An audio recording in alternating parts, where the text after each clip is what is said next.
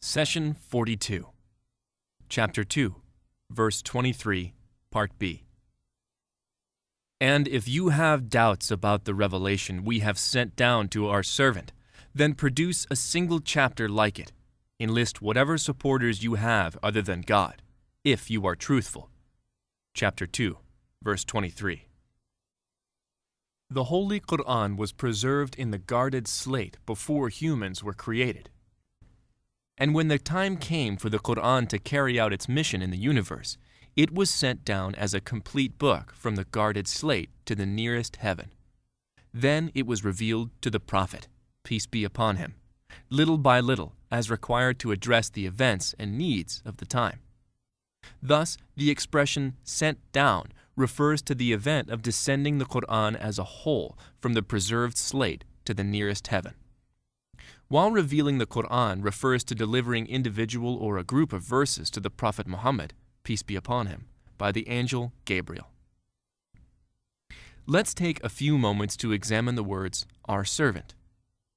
God divided mankind into two categories, slaves and servants. The entire creations of God in the universe are His slaves, in the sense that they are not capable of going against His will and desire. While you may be able to make your own decisions and choose the actions you like, this is only possible because God has given you the freedom to do so. Even when you choose to do something that is not in line with God's guidance, you are able to do so because God has granted you the ability and the free choice. The servants of God are those who choose to exercise this freedom of choice in accordance to God's teachings. Even when they have the desire and the ability to do something else, they curb this desire and only do what God has recommended. God holds these individuals, His servants, at very high esteem. When you examine the Quran, you will notice that Allah refers to them and their high honor in many verses. He says, "When my servants ask you about me, I am indeed nearmost. I answer the supplicant's call when he calls me. So let them respond to me, and let them have faith in me, so that they may fare rightly." Chapter 2, Verse 186. This great privilege of being close to Allah at the time of need and having His support and guidance is exclusive to His servants. They do what God asks of them and abstain from what He prohibits. Therefore, God responds to their prayers in the manner that is best suited for their condition. Here is another example from the Quran.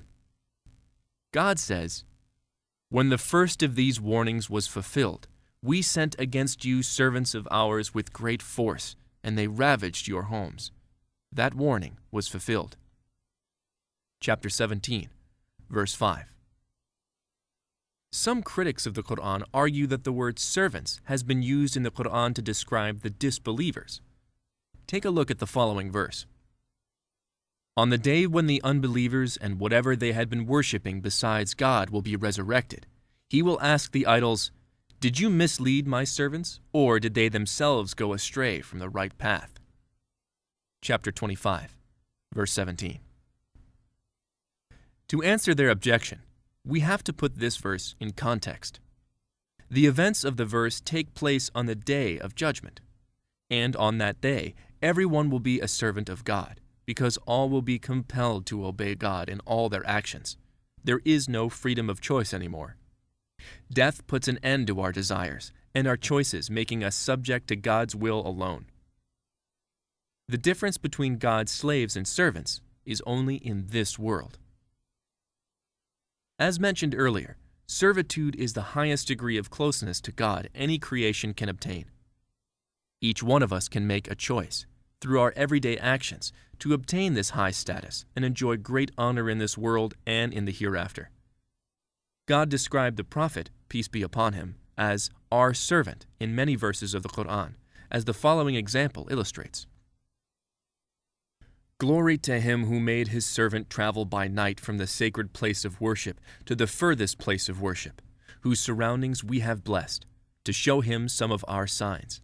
He alone is the all-hearing, the all-seeing." Chapter 17, Verse 1. This greatest of miracles, the miracle of ascending to the seventh heaven in soul and body, and being granted access to a level even beyond whereof Archangel Gabriel could go, was bestowed upon the Prophet Muhammad, a man who achieved the perfect level of love and servitude to God. In fact, when the Prophet was given a choice between being an angel messenger or a servant messenger, he, peace be upon him, chose the latter. The fact that the messenger was a human being like everybody else raised great objection among the disbelievers since the time of the revelation. This is highlighted in the following verses. The ruling circle of those of his people who were disbelievers said, "We do not see you as anything but a human being like ourselves. We do not see anyone following you but the lowest of us, unthinkingly. We do not see you as superior to us. On the contrary, we considered you to be liars." Chapter 11, verse 27. They said, "What? A man? Why should we follow a lone man from amongst ourselves?" That would be misguided, quite insane. Chapter 54, verse 24. The only thing that kept these people from believing when guidance came to them was that they said, "How could God have sent a human being as a messenger?" Chapter 17, verse 94. And lastly, if you were to obey a human being like yourselves, you would, in that case, definitely be the losers. Chapter 23, verse 34. Hence, the human factor of the messenger became an instrument of criticism for those who did not want to believe. Let's take a moment here to understand the requirements of prophethood. A prophet needs to be a person who had lived among his people before the divine message was revealed. He needs to be trustworthy, loved, and well known in the community, so his message would be accepted and followed. And at the same time, prophethood requires a person to be a role model for others.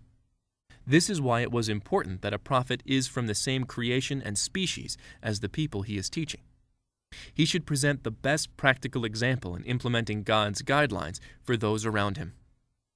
If the prophet had been from different creation, then many would have complained that they cannot implement what the Lord has ordered. They would have reasoned that the messenger is created differently, inclined towards obedience only, and has superior abilities to the average person.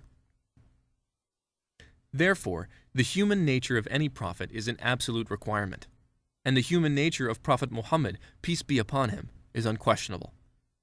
Whoever attempts to place the prophet at a level beyond or above humanity is indeed trying to degrade the divine messages and wisdom of Allah. If God had wanted to turn the prophet or anyone else into an angel, he would have done so, as illustrated in the following verse. If it had been our will, we could have made you angels, succeeding one another on earth. Chapter 43, verse 60.